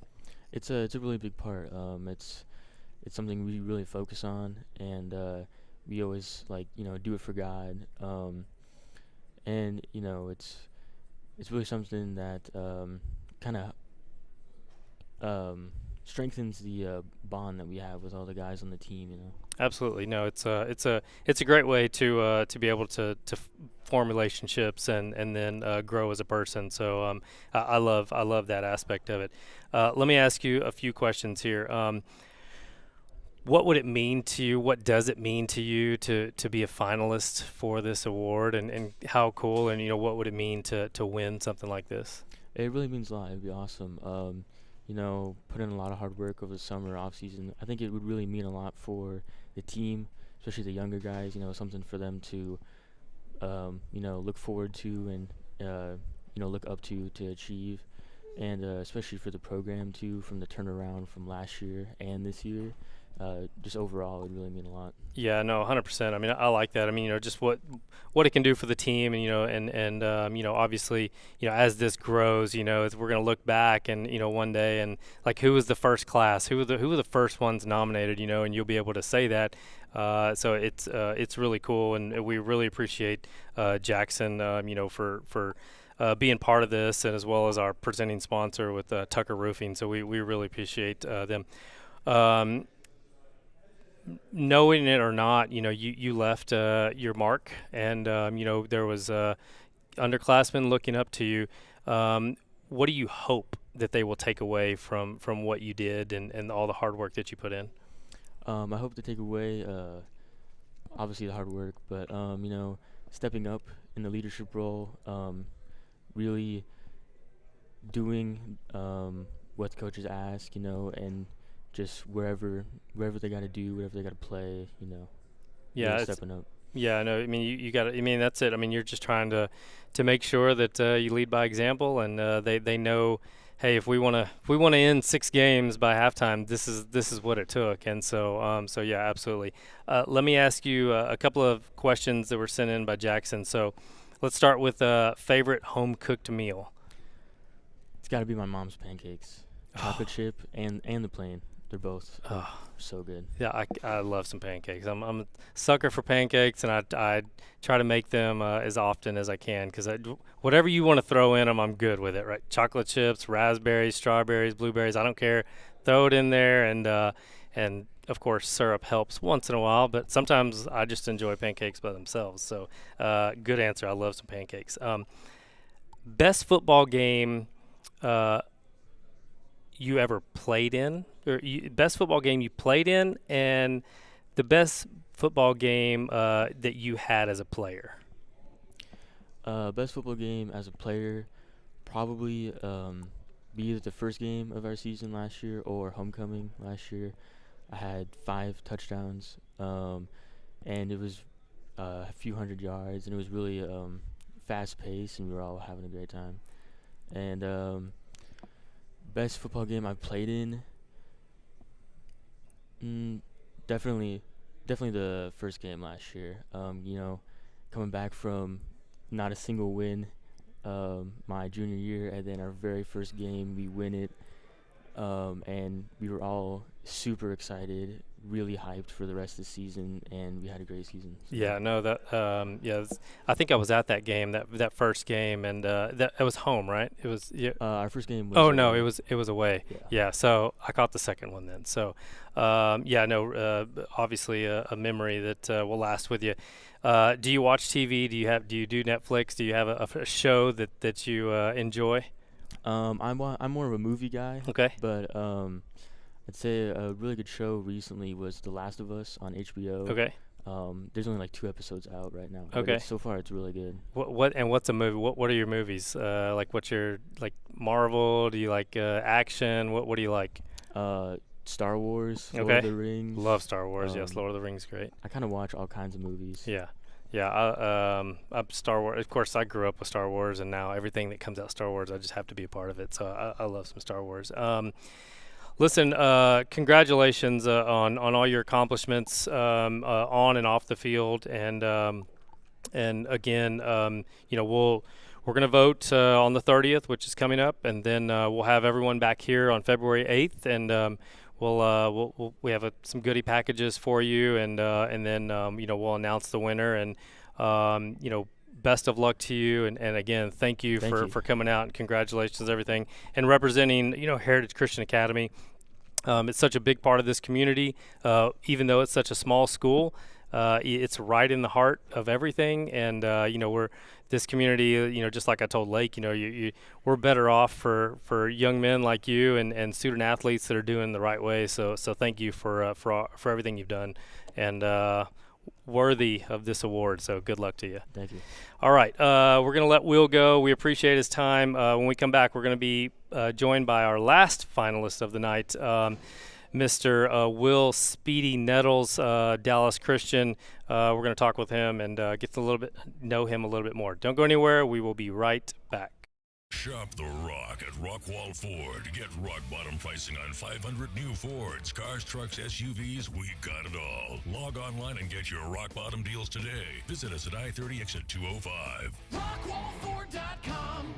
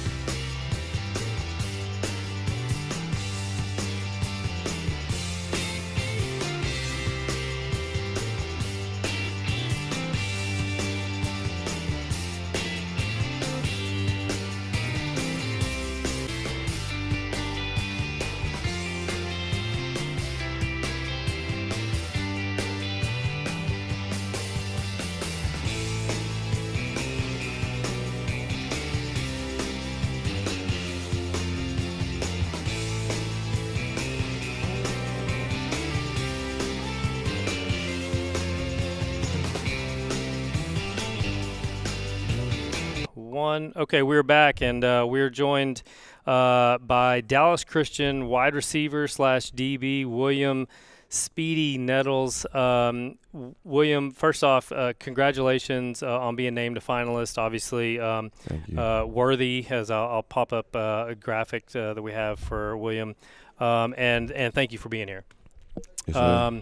So let's kind of get into it. Over 1,900 total yards, over 1,400 yards receiving. You're averaging 25 yards per reception, over 200 yards rushing, 23 touchdowns. In special teams, you had 159 punt return yards.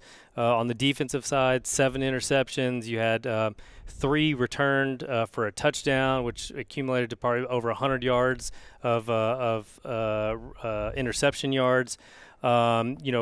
Obviously, what comes first team All-District wide receiver and DB, but you also were first team, All-State wide receiver and DB. Your numbers, they speak for themselves, and I guess I'll start there. The work that's being put in by you.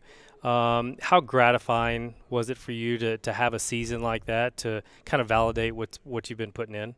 Yes, sir. It all started in the summer. Last year I wanted to contribute more. I wanted to get my production higher, and I just worked all summer. This is the moment I dreamed of, just working all summer on both sides of the field. So I can help my team get to that state championship again. Yeah, which you did, and which you won. I mean, the run you guys went on. I don't have the numbers in front of me anymore, but the amount of points you guys were scoring, and the fact that the defense was basically giving up nothing. Coach talked about the preparation and belief that led to all that. If you look back on the season, can you just kind of reflect on how special it was for you, and especially for some of the guys that this was their first one, they weren't there last year? Yes, sir. It was real special for me, since it's not my senior year or anything, but, I wanted to send those guys out with the win and the gratification of going back-to-back and get another ring. We always took pride in our defense, and that's what I take pride in the most. But I'll do anything to help my team win. You know, get on the offense, special teams a little bit. You know, I just want those guys to succeed how I succeed. You know, a lot of times the label captain, you know, can go to a senior, and it's kind of a rite of passage. You know, you come in and you've paid your dues, and now it's time for you to play a leadership role. But what did it mean to be voted by your peers your junior season to be captain? Yes, sir. It showed that, you know, I can step up anytime. I can be a leader. I can be vocally leader.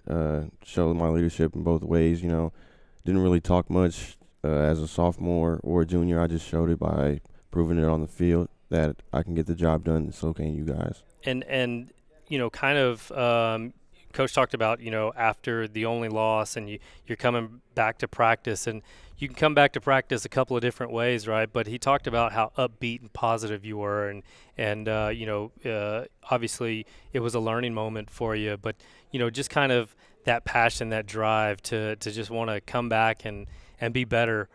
Where does that come from? You know, where do you feel like, you know, you get that motivation from? Yes, sir. You know, all my life, you know, I was never a loser. I've never had a losing record. So sometimes I think, like, I know I'm not used to losing, you know, but I know I can't show my team that. I can't show my team that it gets me down to be losing, gets me down, gets to me, you know. Right. Like, it can't get to me because I'm a leader, and I have to show them that too. So I just didn't want them to feel like they can't count on me to come back or bounce back the next week. I want to mention, you know, kind of because I was impressed by a tweet that you put out, and I felt like it just showed a lot of maturity, and you had a really good outlook on it, and I think a lot of athletes can take some notes from it. But, you know, you're obviously excuse me, a player that is receiving some attention, rightfully so, from D1 schools, and you've got offers out there. But you wrote on Twitter, you said, I don't have a direct answer, and this is in regards to, you know, what's worked for you in recruiting. But you said, I can tell you what's worked for you. And you said, I work hard, I stay consistent, I take care of my grades, I respect my coaches, I'm a leader by action, and I apply what you're taught. That message, you know, it was a small tweet, but that's something that has to carry over onto the field. Is that something that, you know, is built in, you know, through coaching and just you know, watching those you know, that came before you, or is that, you know, just something that, hey, this is the way it's got to be done, and that's how I'm going to show people? Yes, sir. I just wanted them to show, you know, everybody's process is different. I wanted to imply to them that, you know, I have the right, you know, coaching, parents, all that. So it's just a blessing to have all those people next to me helping me, you know.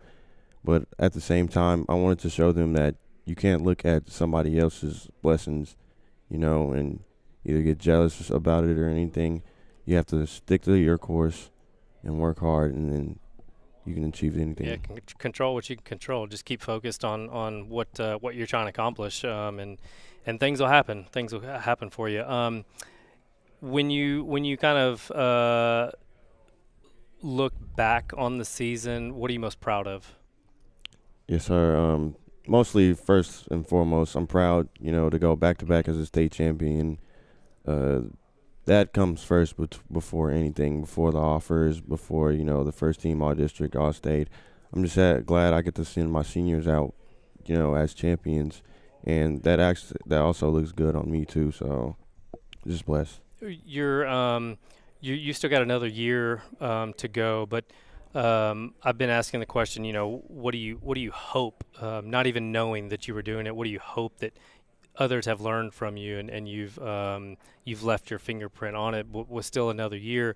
What are some goals, some things that you hope that others are taking notes from, you know, from you, so that they can be the best and help the team? Yeah, I hope they see, you know, no matter how much doubt you have in yourself, you at some point you're gonna have to overcome it. You know, everybody's process isn't the same. Mine wasn't the same as everybody else. I wanted to pave the way so they know that even with this private school stuff, I wanted to break the mold and let them know, like, your process isn't gonna be different from anybody from public school or anything. You can do it. I can do it. Well said. you won't. I was asking the question to the guys about, because they're seniors, what will they miss about their high school career? So I'll switch it up and say, what will you miss about the group of seniors that's leaving? Yeah, this is besides football. I'll miss, how welcoming they were to me, and I just want to bring that on to anybody else that's coming in our school. I miss their company. I'm going to miss them on the field, off the field, playing, laughing, joking around. And I'm going to miss them on the field because we all wanted the same thing. And I felt as if I can be like that with everybody else, I know everybody will succeed the way that I have. Yeah, well said.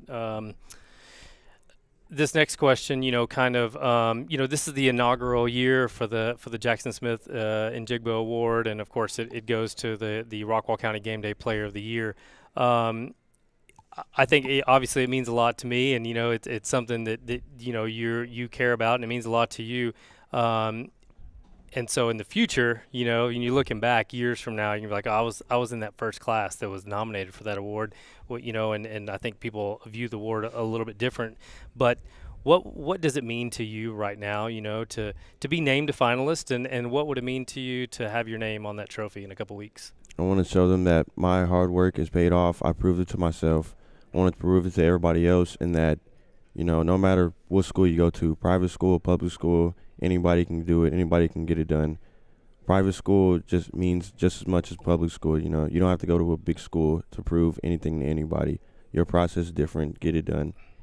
Yeah, you just again control what you can control, and you wherever you play, you just try to take it to the next level, and hopefully others can follow. Right. Yes, let me ask you now a couple of questions Jackson had sent in. So let me ask you about the best football game. It's a two-part question. The best football game you ever had personally, and the best football game you ever played in. Let's see. I'd have to go to that one my sophomore year against Liberty Christian. I loved everything about that game. I didn't get in as much on offense, but just being around in that environment, even on the defensive side, was just a blessing to be around everybody, fans, crowd, everything. I just couldn't get any better than that. And then on a stats, just kind of a game that, man, that's one of the best games I've ever played. Yeah. I had a lot of good games, but let's see. I'd either go to my first game against Bishop Dunn. I cracked it open. First game of the season. I had 3 touchdowns, and I ended up with a pick that game. And I would say that's one of my best games. Yeah, those stick with you, but I know because you're a junior, you got another year. You're like, okay, how can I top that? So yes, we'll be looking to see what you do next. What's your favorite home-cooked meal? I'd go to one of my mom's probably famous breakfast dishes that she always cooks all the time. You got the scrambled eggs, the sausage, the grits. I like to do this little thing where I put the eggs on top of the grits and always slaps.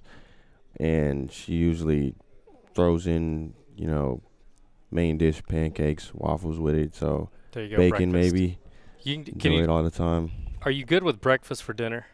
I am. Oh, just give me give me some breakfast for dinner, and we're fine. We can do without all the other stuff. And I'm also I cannot remember if or when I've had grits. I don't know if I've ever had grits. Yeah, they're good. They're good separately too, but I just like to do this little thing with the eggs, throw it on top of the grits. I'm gonna trust you, and I'm gonna figure out a way. I'm gonna do it, and then I'm gonna name the dish after you, and hopefully the kids love it, and we can make that part of our routine. Lastly, do you find time between your time giving back, the team, all the working out, the grades? You're close to a 4.0 GPA. Do you find time for a favorite show or movie that you have? Yes, sir.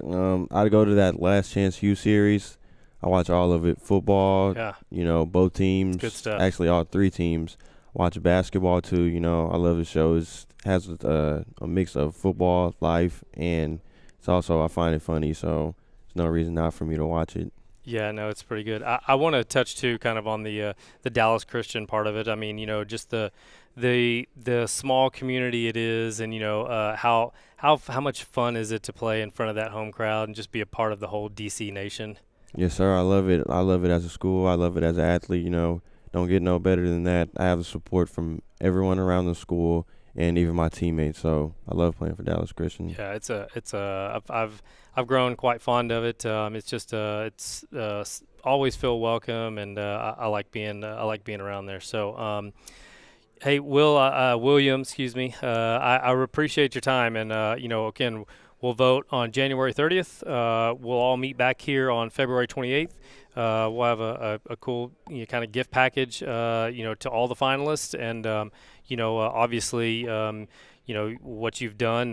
You would be a worthy candidate, and it'd be cool to see your name on there. So I wish you all the best and good luck to you. Okay. Yes, sir. Thank you for having me. Yep. Okay, that's going to do it for us. We talked a lot about some Cowboys, and do you do the NFL? Are you Cowboys? Are you a Cowboys fan? No, sir. You're not a Cowboys. Well, hey, listen. I mean, that's the one fault I found in you. I've finally found it, but it's not easy to be a Cowboy fan. It can be very stressful. So.